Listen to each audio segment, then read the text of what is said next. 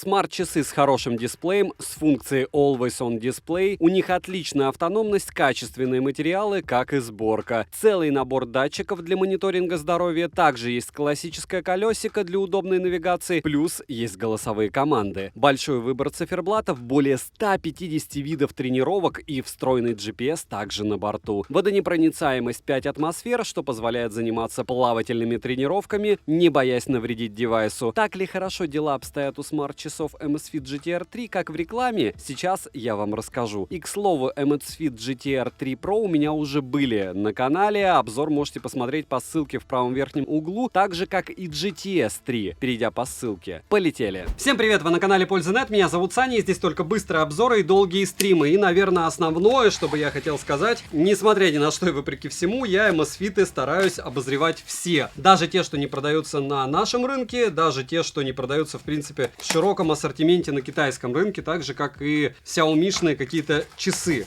Также, как, допустим, Honor Watch GS3, которые недавно были на канале, они тоже только китайская версия, хотя там русский язык. Это у меня GTR 3, GTS 3, GTR 3 Pro. Были уже на канале, разумеется, были GTR 2, GTR 2 Pro, GTS 2, GTS 1 и даже первые Amazfit. И, в принципе, мой канал начинался с того, что я обозревал умные часы Amazfit Pace. И ничего не поменялось. Они ушли от Xiaomi, и у них единственное стала хуже работать программа, но об этом всем вы узнаете в ролике. Сейчас мы видим ребрендинг определенный, то есть у них чуть-чуть другая упаковка, каждый раз другая. Я не из тех, кто является патриотом и фанатом бренда Amazfit. Почему? Потому что Huawei делает не хуже, Samsung делает лучше, Apple делает еще лучше, вопрос всегда в цене. GTR 3 являются довольно выгодным приобретением, если бы по старым ценам нельзя было приобрести, что правильно, Huawei-евские часы. Это не пиар какая-то компания, это русский ритейл, я ни в коем случае не заинтересован, чтобы его разгонять, но часы опять же умные, это не средство первой необходимости, это даже не телефон, а стоимость у них практически такая. Как это дело выглядит, вы сейчас видите. Безель отсутствует. Олеофобка топ. Вскрываем. Все довольно стандартно по упаковке у них. Никогда ничего не меняется. То есть здесь у нас должен быть кабель. Проверяем с пинами или как мы любим, магнитный. Как у, допустим, Huawei или Samsung. Ладно, он хоть не комплектный. Нет. Два контакта. Шаляви. Не хотят они делать что-то дороже, чтобы дороже продавать. Они просто хотят дороже продавать. Ремешок быстросъемный, по-моему, 22 мм стандартный. Да, 22 мм, то есть можете менять легко. Весят часы 49 граммов с ремешком, без ремешка. 32 грамма, толщина 12,8 мм, диаметр 46 мм.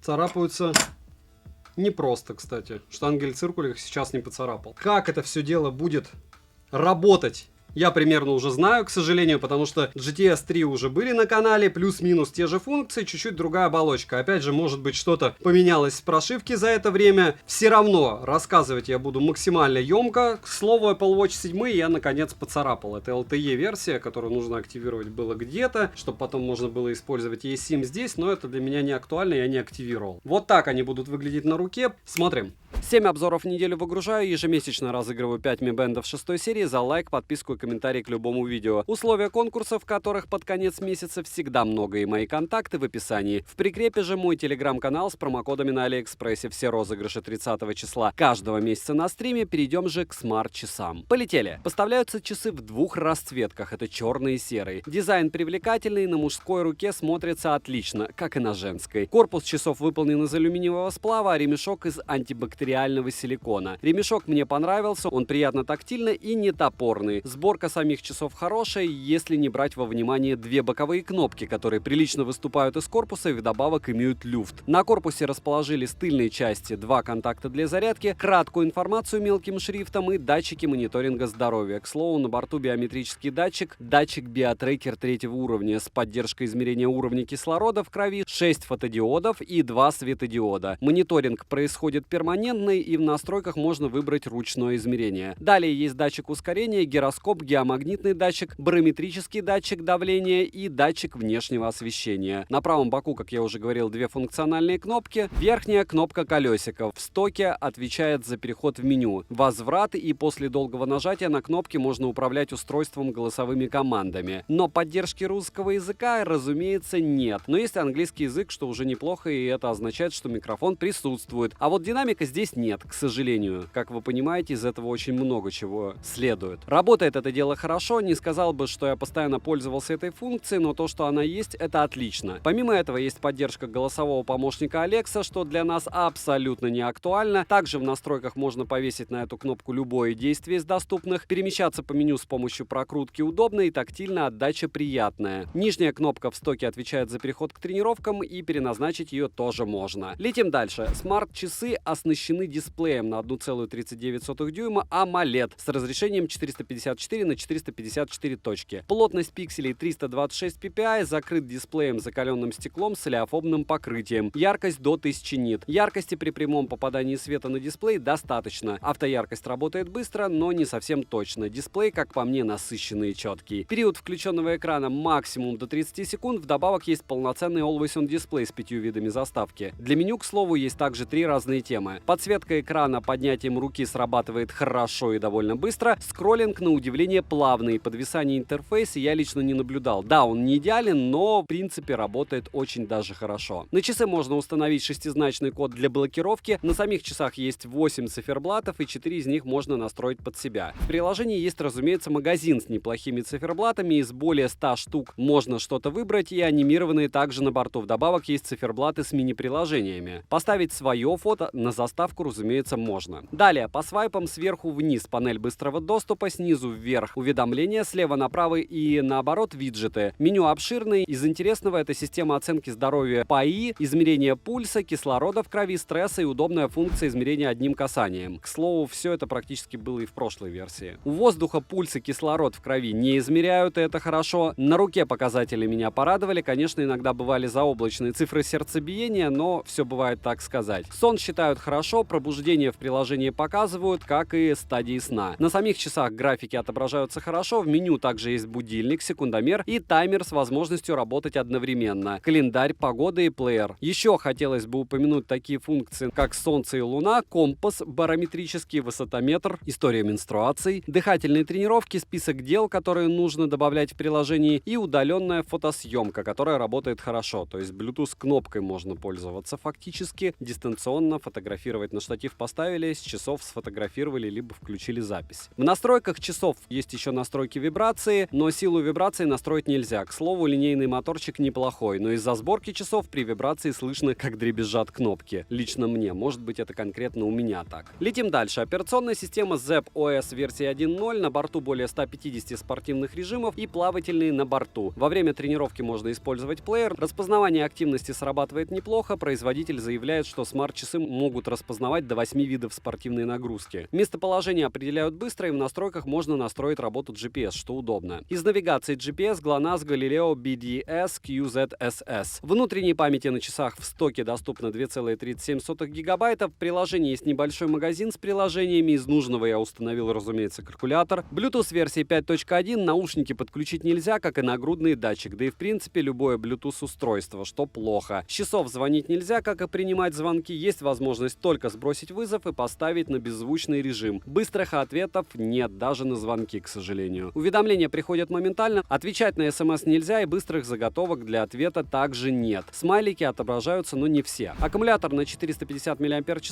полный цикл зарядки занял 2 часа 7 минут. За сутки у меня ушло 25% с максимальным использованием и включенным Always On дисплей. За 30-минутную тренировку с GPS съело 5%. В общем, в моем сценарии использования они прожили практически 4 дня. На третий день, ближе к вечеру, на них пришлось подкинуть зарядку. Вернемся к корпусу. Корпус имеет водонепроницаемость 5 атмосфер. После погружения их в проточную воду с ними, разумеется, ничего не случилось. Весь функционал как работал, так и работает. Внешне на них вода никак не повлияла, как и внутренне. Летим дальше. Приложение ZEP доступно как на Android, так и на iOS устройствах. Никаких изменений в работе самого приложения не появилось. Как были лаги, так и остались. У меня за время использования около 2 раз точно выбрасывало из приложения на главный экран смартфона. В приложении можно отслеживать все показатели вашего здоровья. В настройках для часов все практически идентично настройках на самих часах. Обновить прошивку можно, к слову, обновление прилетело сразу же после подключения. Минусы. В календаре начала недели начинается с воскресенья, что неудобно. Нет eSIM, нет NFC, нет подключения к Wi-Fi, нет возможности загрузить музыку на сами часы, как и прослушать музыку через часы, разумеется. Нет возможности разговаривать через часы, нет возможности отвечать на смс и нет быстрых ответов. Ни на звонок, ни на смс. Смайлики вдобавок не все отображаются, подключить Bluetooth устройство также нельзя, ну и нельзя никакие там супер-мега интересные программы установить, что тоже неудивительно. Цену можете посмотреть по ссылке в описании к видео. Если промокоды смотрите в моем телеграм-канале, также по ссылке в прикрепленном комментарии. Выгоднее всего на Алиэкспрессе расплачиваться через Kiwi доллары. То есть вы закидываете туда рубли, меняете их в доллары. Допустим, сегодня курс 96, в пятницу был 85. На Алиэкспрессе в то же время в пятницу был 120. И вы понимаете примерную выгоду. Единственное, на глобальной ТМОЛ площадке в России нереально покупать за доллары, придется покупать за рубли. Но там в основном и дешевле, в принципе, чем на глобальном Али. Резюмируя, Amazfit GTR 3 сами по себе неплохие. Мне нравятся их материалы, нравится их сборка. Функционал у них обширный. С другой стороны, самое основное нам не предоставили. Я как раз о наушниках, о музыке и в первую очередь о нагрудном датчике. Все плюсы и минусы я озвучил. Это не лучший вариант за такой ценник, хотя смотря как смотреть. Опять же, за какую цену вы купите, какой функционал конкретно вам нужен, потому что внешка у них отличная. Подписывайтесь на телеграм-канал Взаимопомощи, там у меня есть эксклюзивный контент. Напоминаю, что там нет мата, хамства, нет вообще никакой политики. Девайсу скромное да, подписывайтесь с колоколом, приходите на розыгрыши на стримах. Добра и удачи вам, дорогие друзья!